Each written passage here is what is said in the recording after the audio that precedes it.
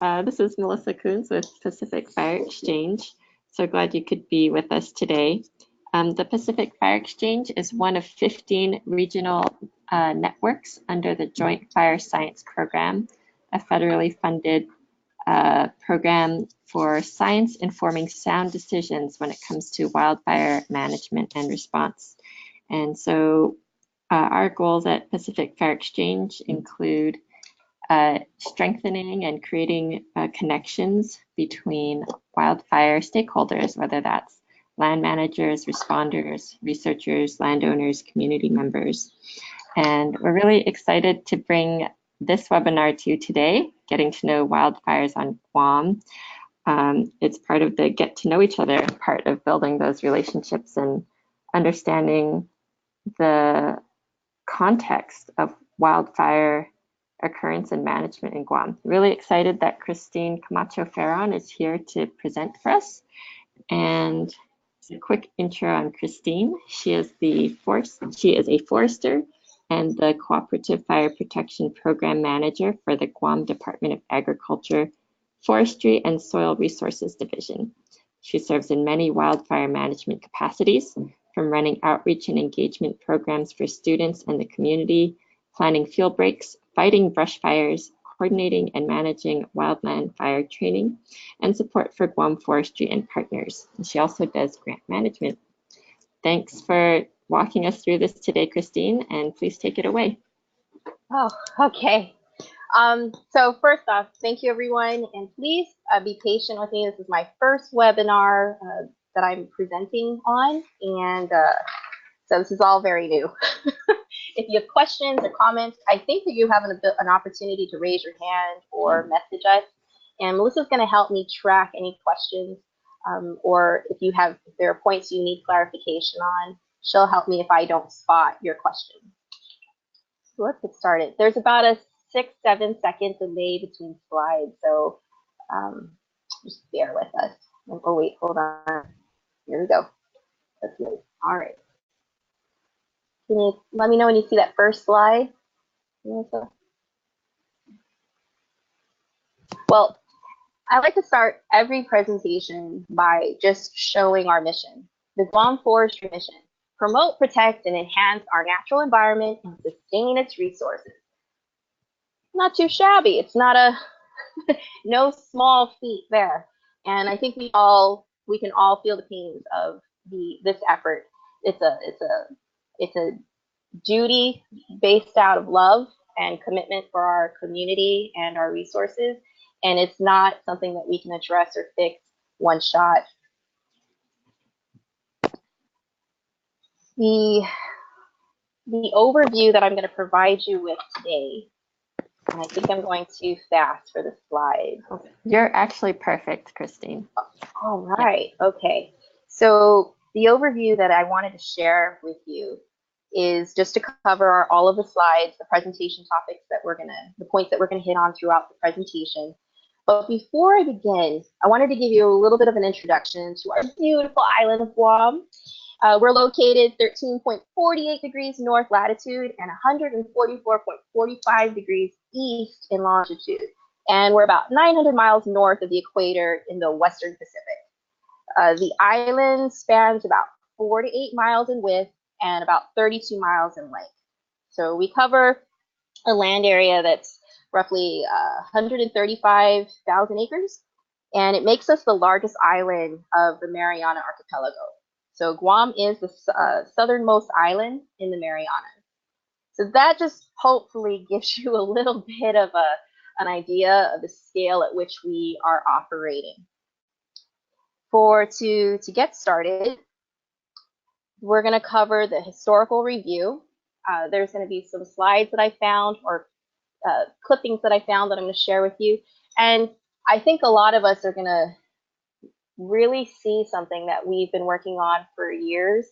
And some of the titles that are going to jump out at you are things that have always been a concern.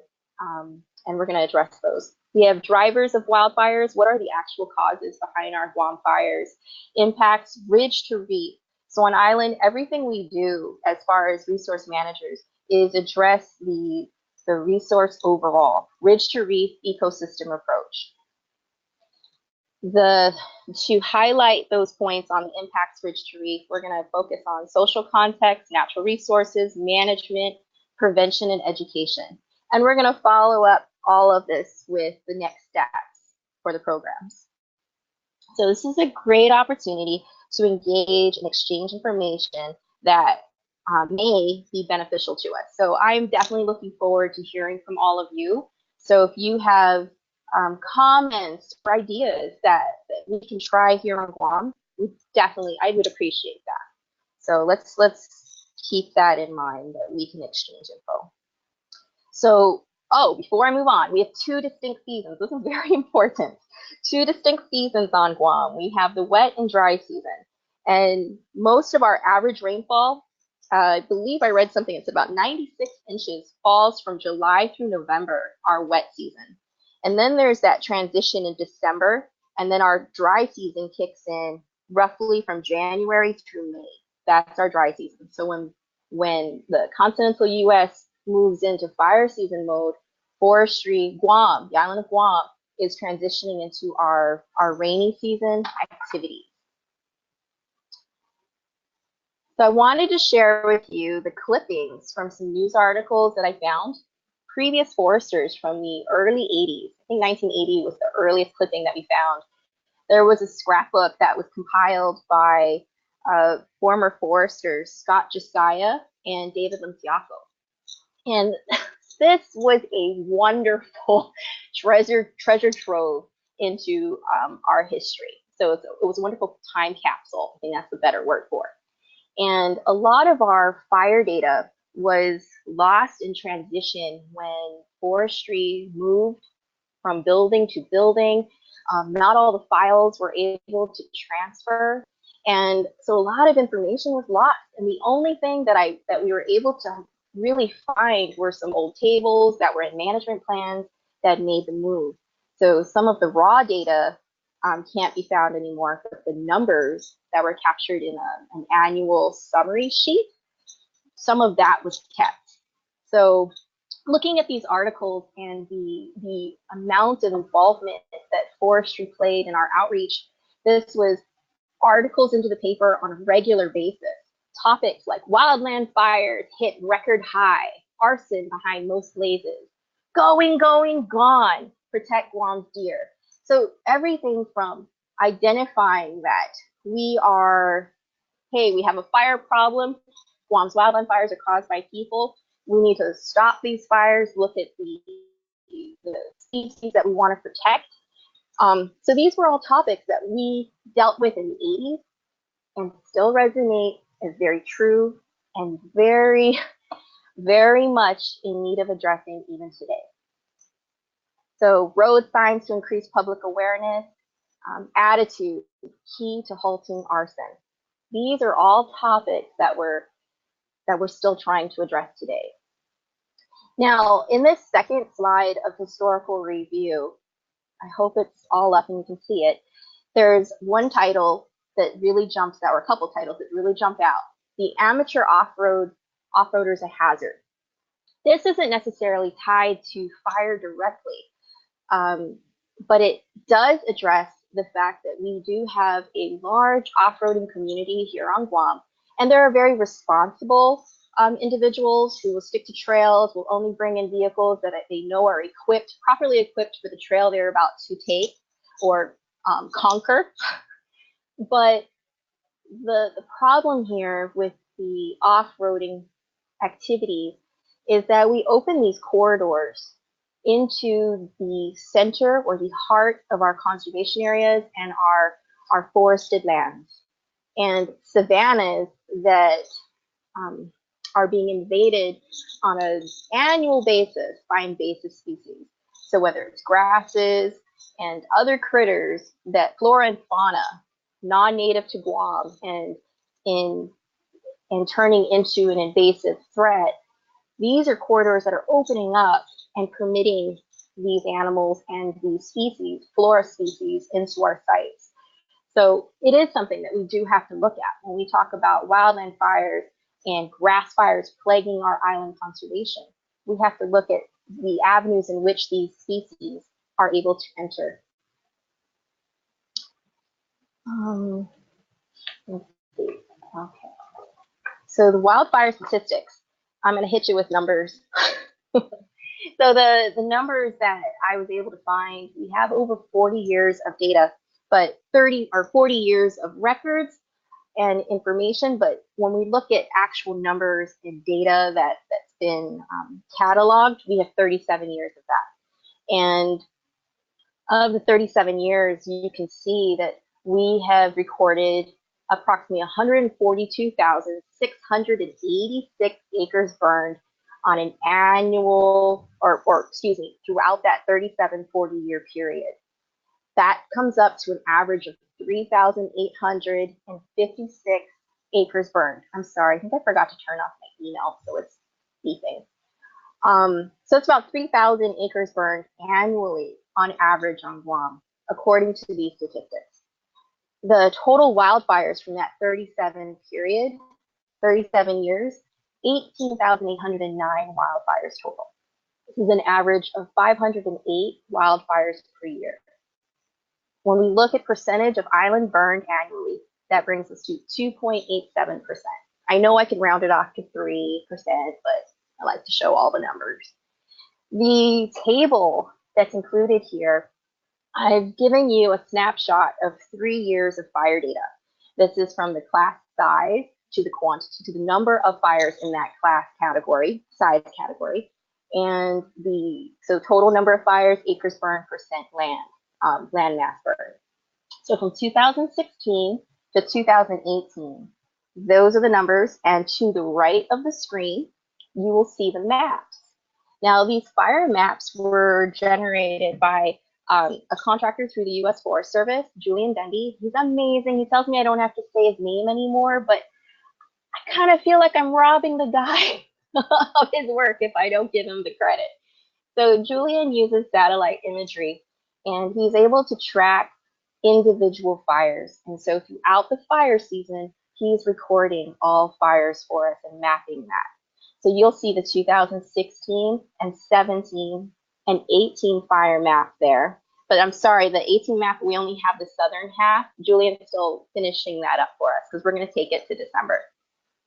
Now, you probably have a question as to, hey, why does it seem like all the fires are in the south? And it's actually a geological response I have for that one. So let me tell you about Guam itself. The northern part of Guam is a raised limestone plateau, so with relatively flat terrain, bounded by nearly vertical coastal cliffs.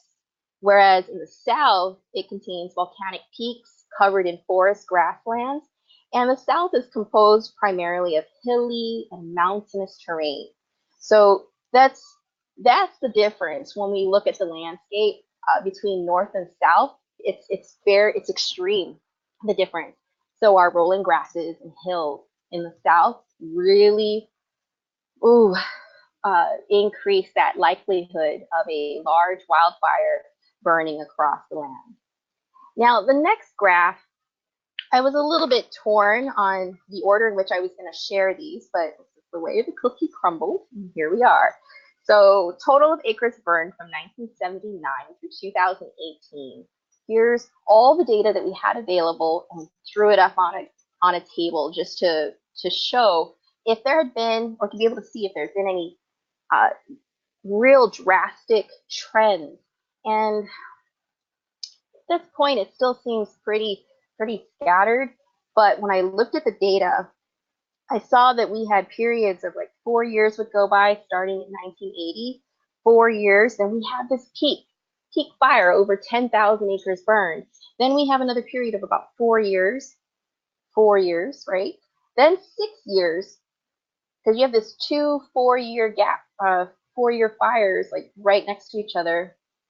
Excuse me, not 4-year fires, but 85, 86, 87, and 88. 1988, 87, and 1988 where fires were that 2 years of extreme fire. And then it dropped again. And we didn't see another large fire season until 6 years later. Because in 2016, let's move all the way to the right side of the graph. In 2016, Guam experienced one of our worst fires in a decade. And our foresters today, we had a brand new crew of wildland firefighters, and we had just a couple of veteran forestry aides still on the team who were just really blown away by the season that we had. And they kept saying, man, we haven't seen fire like this in years. And so when we looked at the numbers, it showed that, yeah, it had been about 10 years since the last big fire. And so what's missing in this table, and a conversation that we've initiated with the weather office here on Guam, is to get that data, their weather data, and put that layer over this so that we can see like where we have these high peaks, what was going on with the weather at that time. You know, we had from 1998, that tallest peak in the table, presumably a lot of fuel, right, had been built up, which created that high peak and huge numbers as far as burned areas. And throughout the years, it dropped, but in the meantime, our fuels are building. Our vegetation, these fire-prone fuels are building up, which leads to our 2016 season.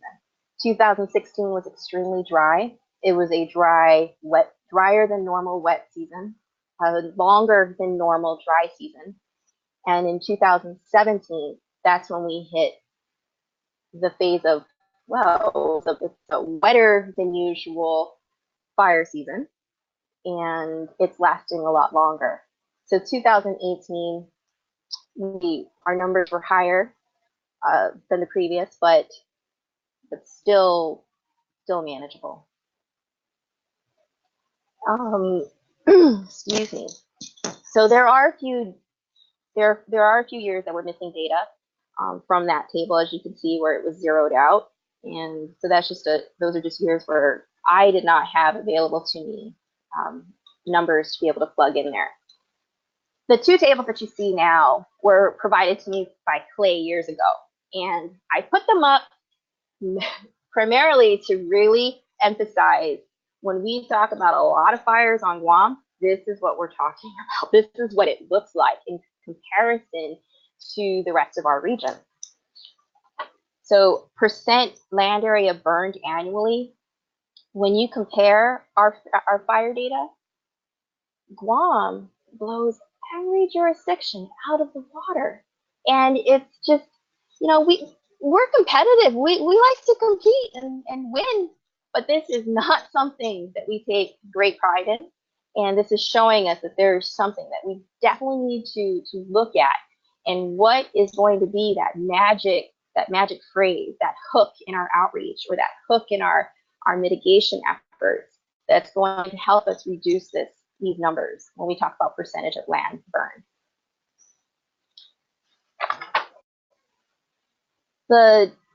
Moving on, I want to cover the drivers of wildfire on Guam.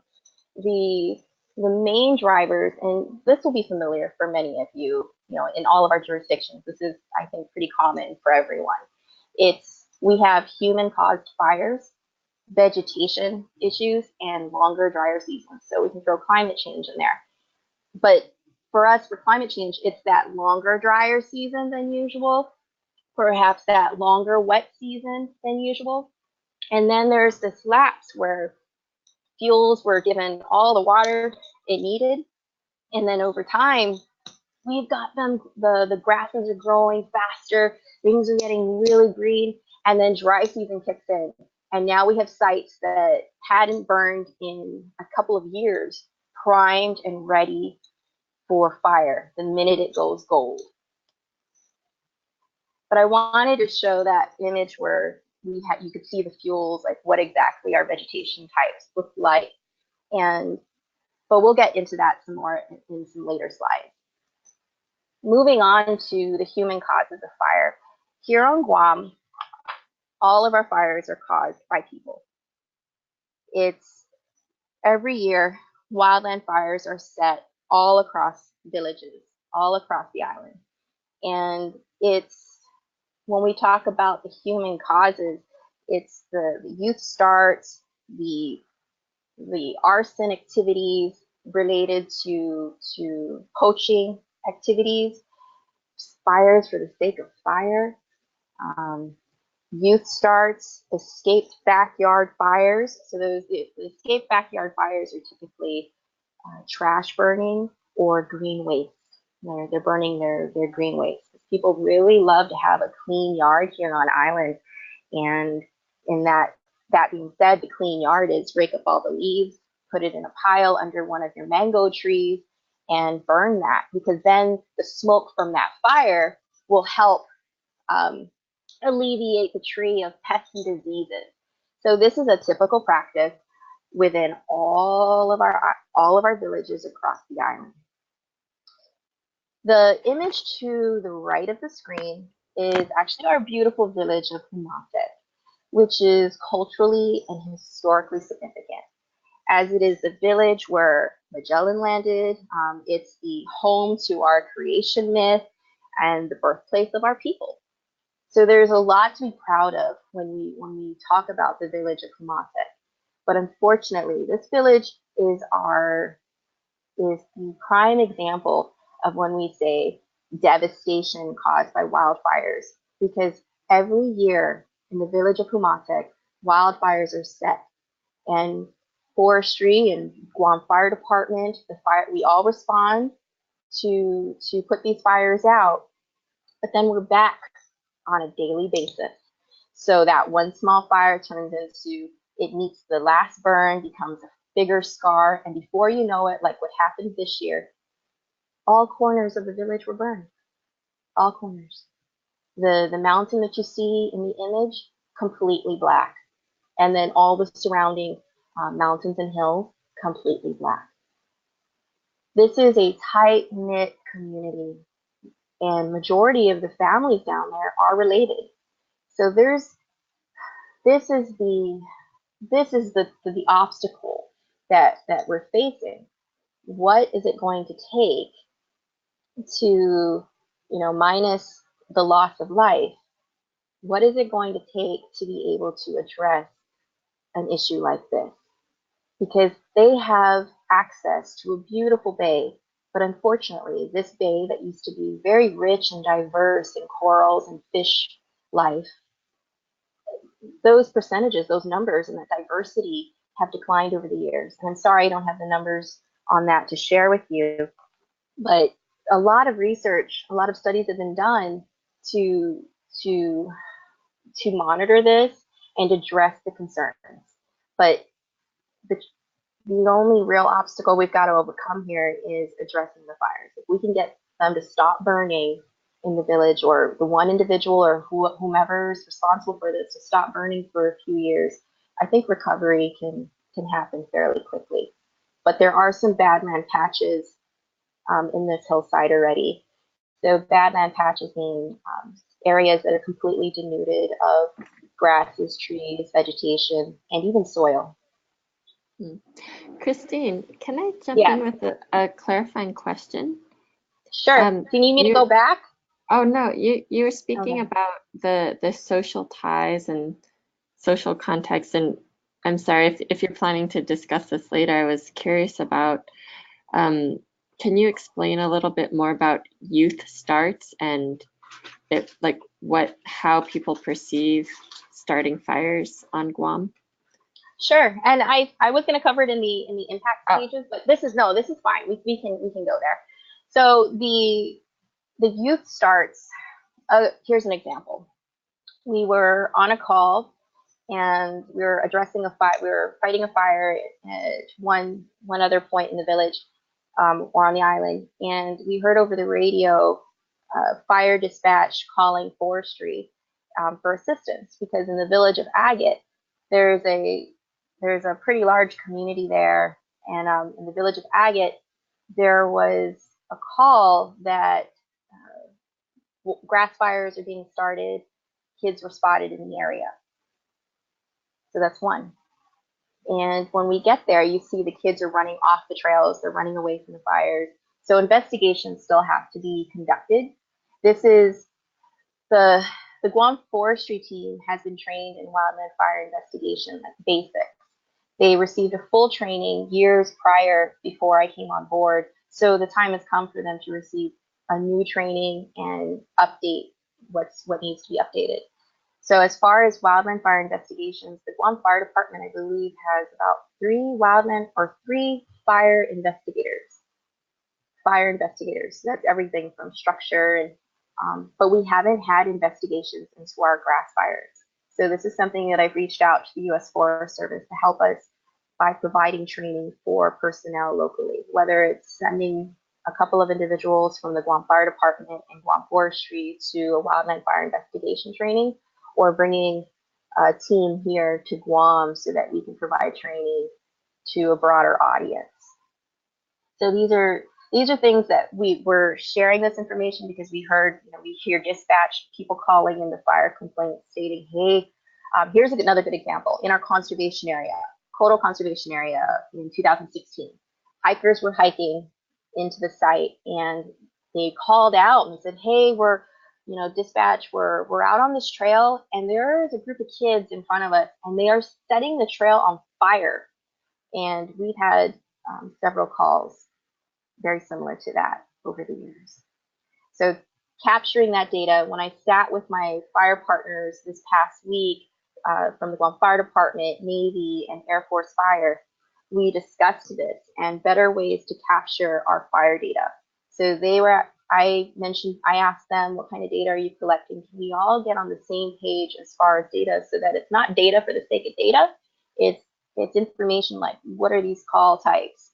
And how frequent are they? And so we were sharing that information to try and get a better understanding of the call types and being able to justify the request for support. If we say we need wildland fire training, well, here's why: we need investigations. I've heard from partners that there are judges and attorneys that are willing to hear arson cases locally, but unfortunately we need the cases. We need the investigations to build those cases. But on the social aspect, I'll cover like outreach that we're doing to try and change that behavior, but it's a slow process. It really is. It's painful. Did I answer your question, Melissa? I'm sorry. Did I go off? Somewhat, but I think, yeah, thank you. I'll look forward to hearing about the other social aspects as your presentation continues. Sorry to have interrupted you. No, it's okay. It's okay. Where are we? So we're on drivers of wildfire still and vegetation. So grasses. We have areas that are predominantly swordgrass and foxtail, and there's this one's actually non-native, Dicanthemum or Bothriochloa. I'm sorry, do not maybe blurb out that part of my pronunciation. But there are some new grasses that are showing a very predominant presence out in the field. And so areas that were typically savanna species that were made up of ferns, sedges, other grasses are now being taken over by if we look at the swordgrass, a native grass that is becoming more of a nuisance species, taking over that landscape. So it's out competing the other natives that would have thrived, but because of fire, it's opened up that landscape, and the swordgrass, which is extremely aggressive, just moves right in. Impacts to our, when we talk about impacts from wildfires, again, we cover Ridge-to-Reef. And so one of our biggest problems when we talk about impacts within our community, there's this sense of complacency and this perception that this is a low risk for us. We live in essentially concrete bunkers. Our homes are concrete. Yes, we have a few structures that are tin and wood structures, but majority of our homes on island are concrete all around. But what's attached to those concrete structures are wood and tin extensions, gas tanks outside, It's the wildland-urban interface. So knowing that and identifying the other flammable materials surrounding our homes, that's something that the community hasn't really picked up on as far as I may be safe inside my house, but everything else around me is going to compromise that safety. And vegetation, in the images that I'm sharing here, you can see vegetation growing right up to a canopy, the structure. There's really no safe space or zone between family and wildland.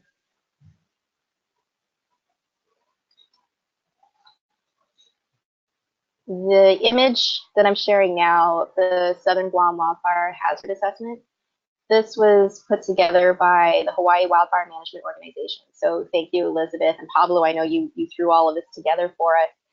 And Elizabeth Pickett came out a couple years ago to Guam, and she was so hardy. She was car sick and all,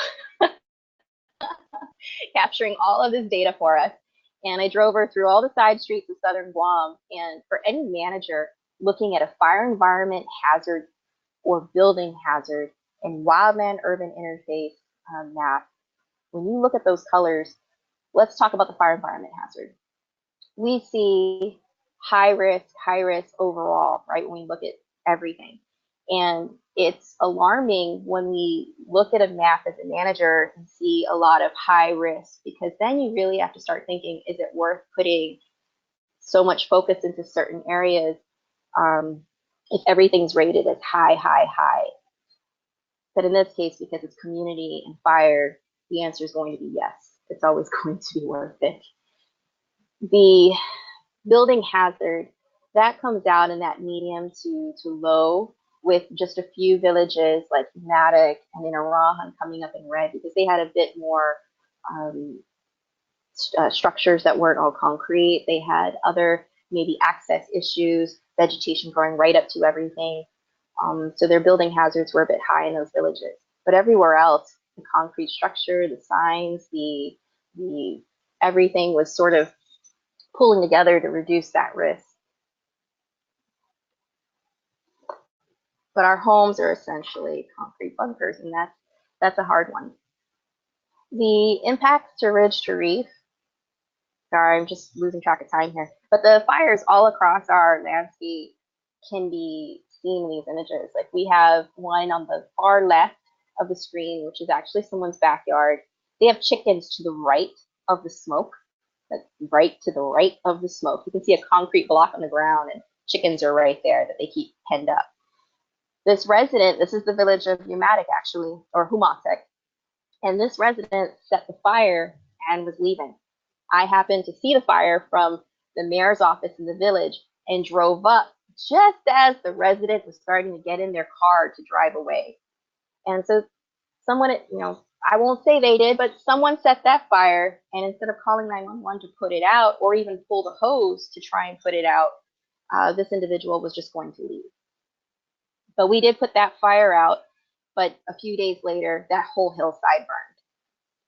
So it's a pretty devastating blow to the morale when you come out to a site and you're like, yes, we did it, we saved this from burning. But then you notice that the community or individuals return on a daily basis until they've met their goal. But to capture impact of wildfires, here we are on the ridge, on the side of the road, and not all of our fires are from the sides of the road, or at least the main road, I should say. Many of our fires occur deep in the jungle, but there are jeep trails, hiking trails, hunting trails, all networked within Southern Guam. And so although you might not see a road on the map, there's access. And where there's access, there's a fire. So those fires in the ridge and up in the hills, when that burns, this is something that I think all of our islands, or a majority of our islands, will experience. We have the creation of badland patches starting, flooding. So in the village of Mauricio, one of our southernmost villages, the community identified that wildfires, roadways, and flooding, and activities for their youth were priorities for them to address. Actually, flooding outweighed the fire issue for them. And as you can see in the lower left corner of the screen, that bamboo patch, my car is the black Rav on the right there, but that bamboo patch, we just drove by, the team and I drove by minutes ago, and then turned around because the mayor's office said, hey, Chris, someone just saw you drive by, turn back, it's flooding. That river was flowing. When we turned back around and I parked, that island of bamboo, we're talking 2-3 minutes, it came barreling down that waterway as an island of bamboo. And there was a gentleman standing right where I took the photo, and he was clearing the channel. He was clearing the channel with a canopy pole, leaning over and trying to keep it clear so the water kept flowing. And he only had seconds to let go of that pole and step back when that island hit. So thank goodness he wasn't injured. But this is the kind of thing that they have to deal with in that village on an annual basis during the rainy season, which followed, of course, a fire season. And of course, the sedimentation issues into our waters, the beautiful coastal marine resources that we have on Guam, our beautiful corals, our fisheries, and those sediment plumes. So I apologize, I didn't have pictures of sediment-covered corals for this slide, but these pictures were from a dear friend, Dave Burdick from GuamReefLife.com. And these images really capture why the world comes to Guam. Tourism is our bread and butter here, and this is something we're trying to, with all of our outreach, all of the partners across the island, natural resource partners, we are making these ties that if burning is happening in the mountains, be prepared to see an immediate impact on our coral resources. It could be yesterday we had a fire in the mountain. Tomorrow, because of the rain, we're seeing sediment in the river. The mitigation and treatment. So we do install fire breaks across our conservation areas and our managed sites.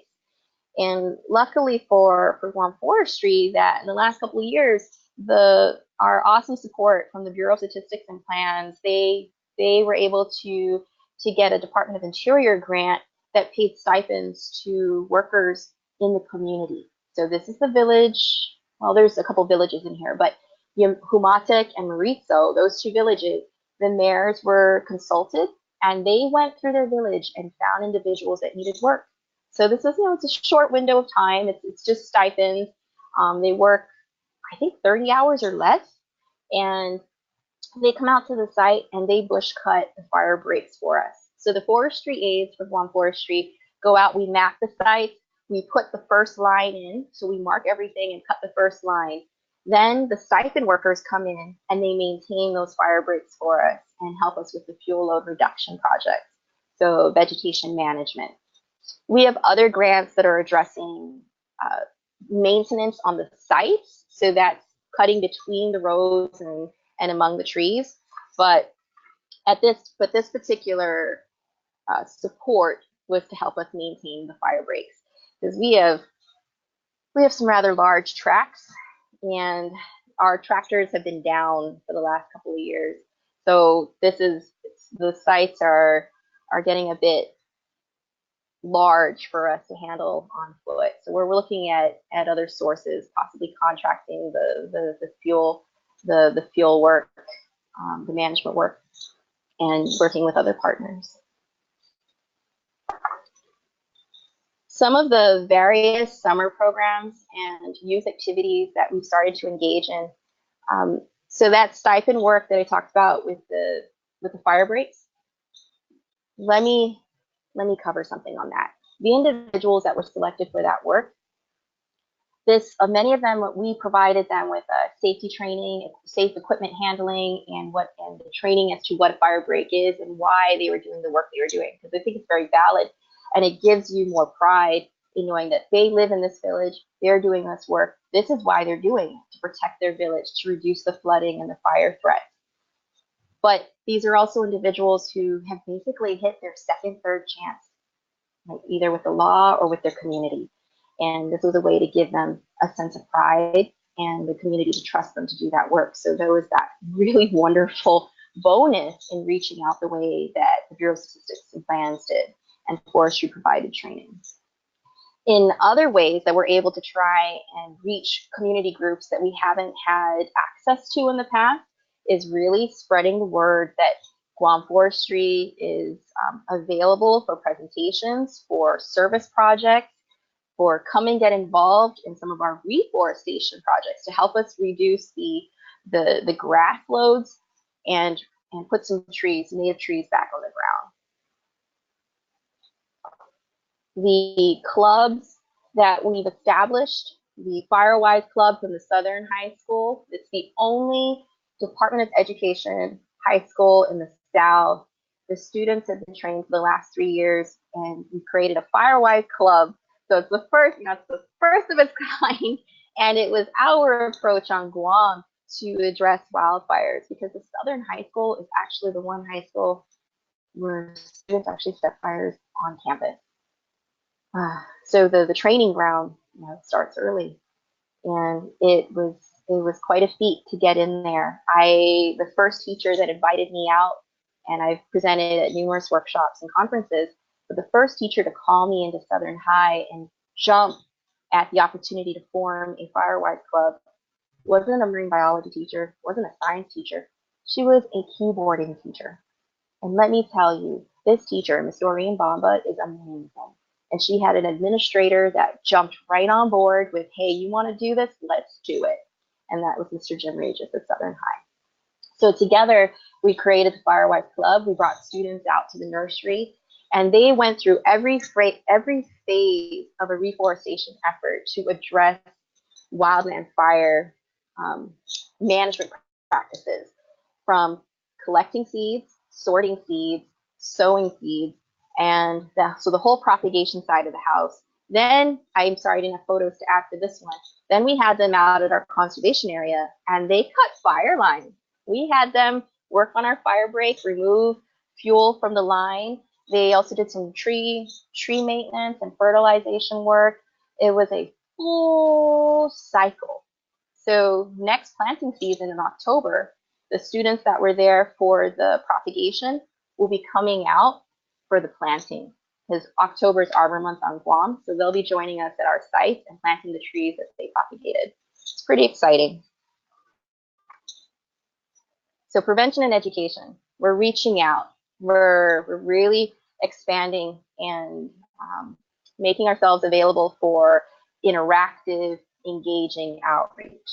It's more than a classroom presentation. I might come in and present the basics to a class before they come out into the field, so they know what to expect. They can understand the basic concepts behind what we're doing, and then they get the full immersion into the work, so that they can truly start to get an idea of the amount of effort involved.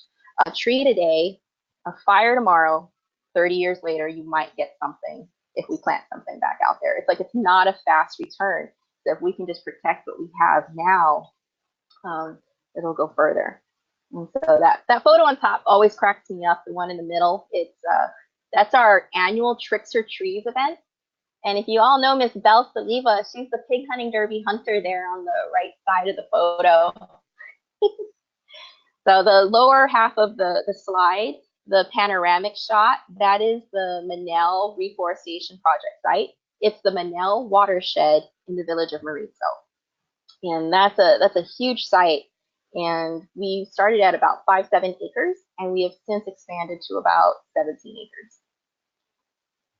Our partnerships, we wouldn't be able to do half of what we do without the partners, the awesome partnerships that we have. So we're able to capture this truly one community, one Guam approach to everything with the way we're able to pull together, from the U.S. Forest Service to the Guam Fire Department and the Bureau of Statistics and Plans, all of the partners that come out and help us, the Guam Department of Education, the Soil and Water Conservation Districts.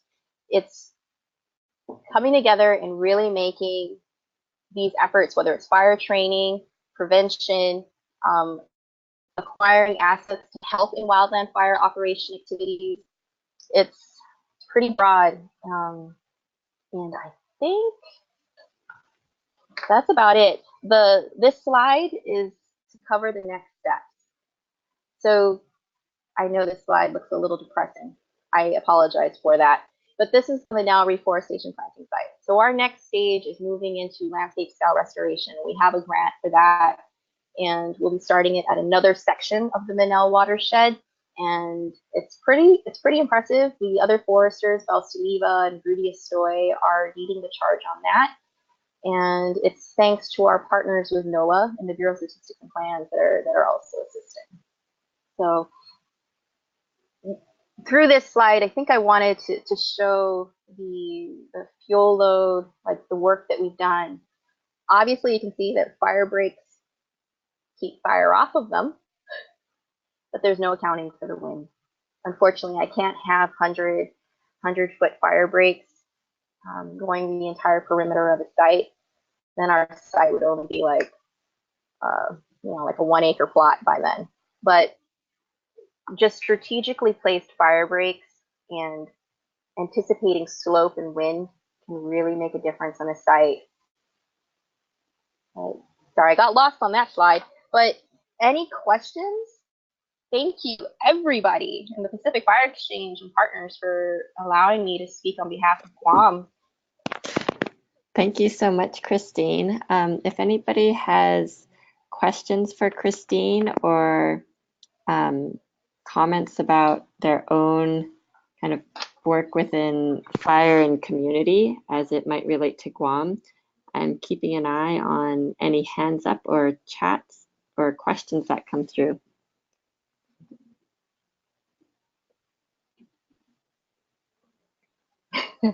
I may have missed a few points. So if there are any questions, we can always communicate via email. Anything too.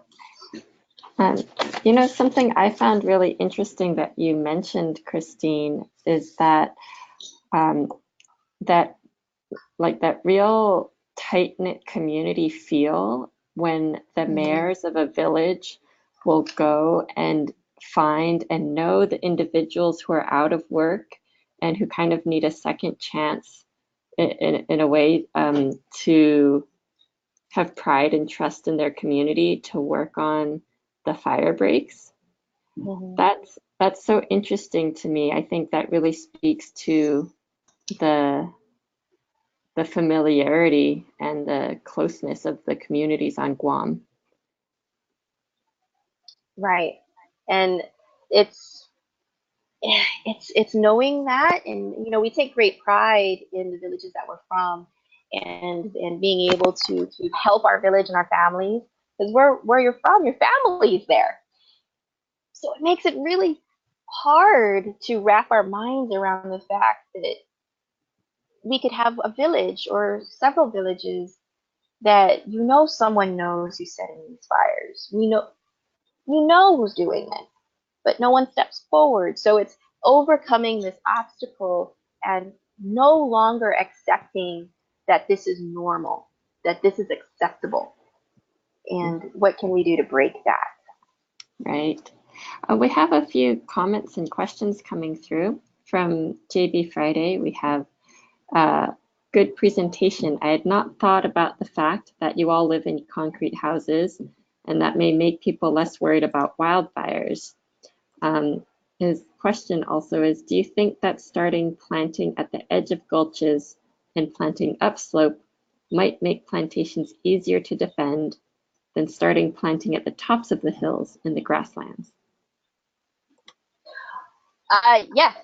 So as the program manager, I have definitely encouraged partners and my fellow foresters that if we're going to do any planting events, can we use those bad land patches as our existing fire breaks? Let's work around those areas and strategically place our plantations in sections that already have a defense. And then by default, leaf litter and other benefits from our vegetation will help to make repairs to that badland patch. So it's working with what we have on site versus having to create an entire stretch that's still the community. There's no break in the community access to the site. If we can reinforce the project area by putting it in a strategic location, let's use those badland patches to our advantage for now. But did I answer that? I think I tend to go off on a tangent, JB. I'm sorry.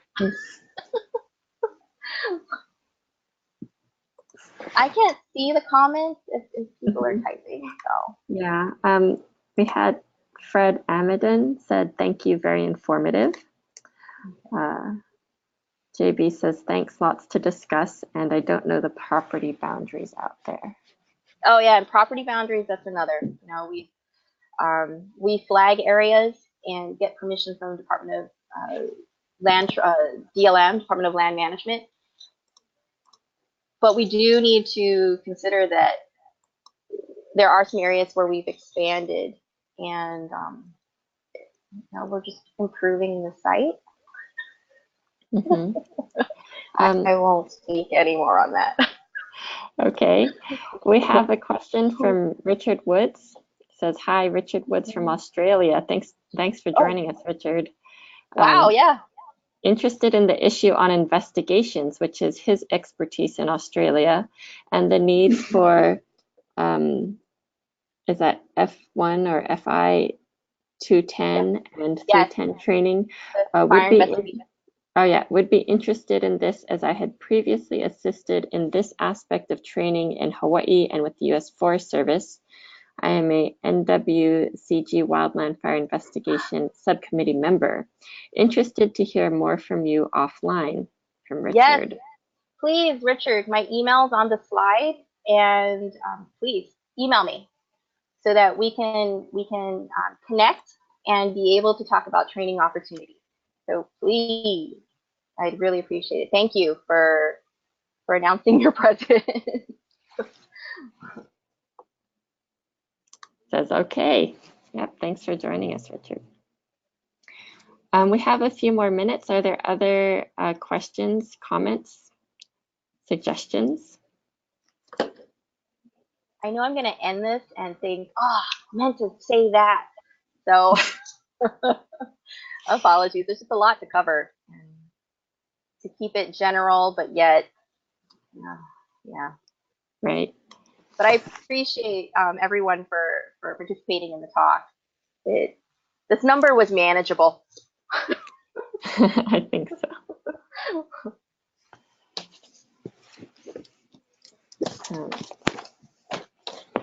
Okay.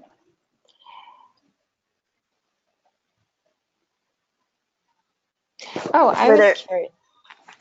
Oh, sure. Sorry. Yeah, I had another question. So you focused a lot on the expanding grasses and savanna areas.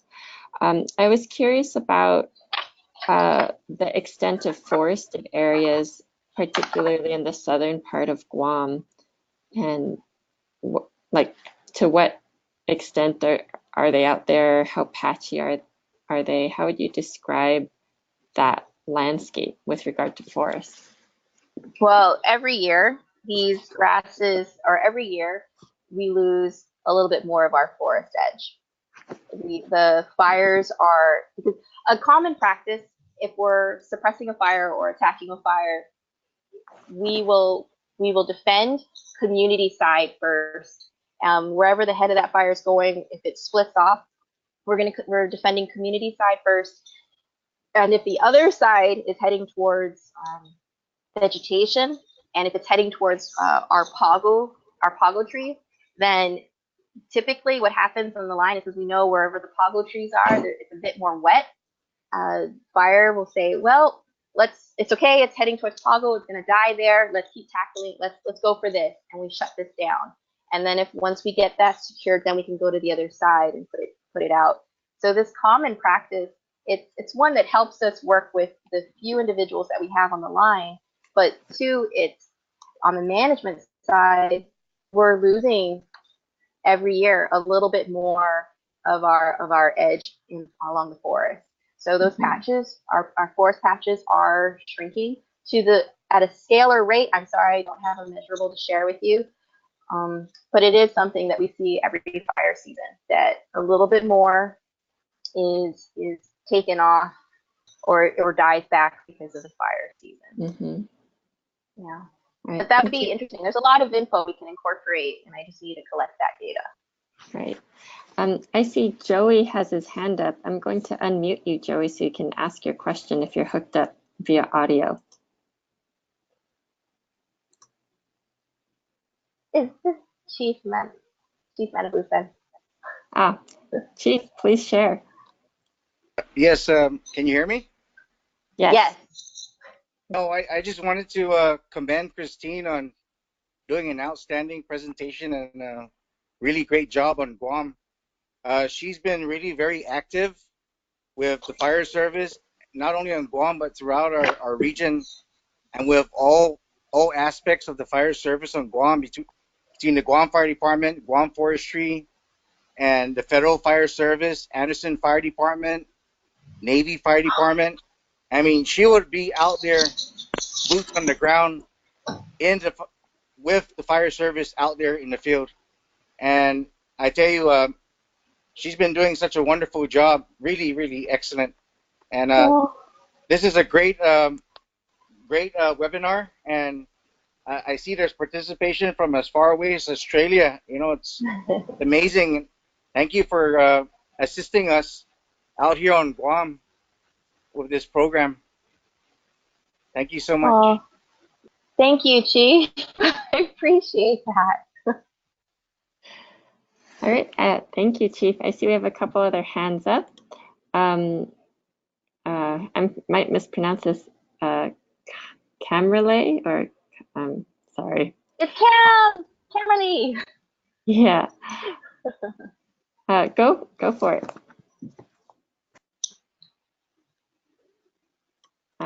Okay, she says, hi, I'm in class listening. I think she has an exam. Okay. Cam is with the Guam Fire Department as well, 911 dispatch now in admin, I think. Yeah. Lovely. All right, we're at 11 a.m. Guam time, 3 p.m. Hawaii time. So that's the time we had allotted for this webinar. Were there any last questions or comments for Christine? Oh, wait, we do. We have Richard Wood says, further question, Christine, does law enforcement have a role in the prosecution of arsonists there? Also, do you have an estimate of the cost of wildfires on Guam? The estimate of wildfires, we're working on that. In fact, the fire partners, when we met at our Wildland Fire Partners meeting this past week, that was part of the reason I was asking for data. What kind of data are we collecting so that we can get those totals, the total cost of wildland fire? I don't have those numbers with me. We don't have those piled just yet. And so speaking with you and engaging on some of the questions that you have that will help us determine what kind of questions we need to be asking to know what kind of data to ensure that we're collecting that data to answer those questions. So I look forward to communicating with you on that. And law enforcement. So the Guam Fire Department, they're the lead in on all work with investigation. So that would be a Guam Fire Department question. And if we can chat offline, I can pull Chief Manabusen into the conversation, and because he's our investigator, I think he provides the trainings as well. So really looking forward to chatting. Okay, that's all right. He'll give you a call and keen to speak with you. Okay. And I think that's about it for now. You can help me out with this, Christine. I'm still learning my Chamorro, expanding my Chamorro vocabulary one phrase at a time. So how does one say thank you? To do it mossy. Si duut. Si duut. Si duut. Si duut. Say the S. And then Ma'asi. It's okay. I'm like the worst tomorrow pronunciation. I have a Pennsylvania accent from my schooling, so that kicks in occasionally, and the Chamorros at the table tend to giggle when I speak. Well, thank you, and mahalo from Hawaii. Thank you, everyone, for joining us. I appreciate all the information you provided and everyone's presence today. Mahalo. Thank you, everybody.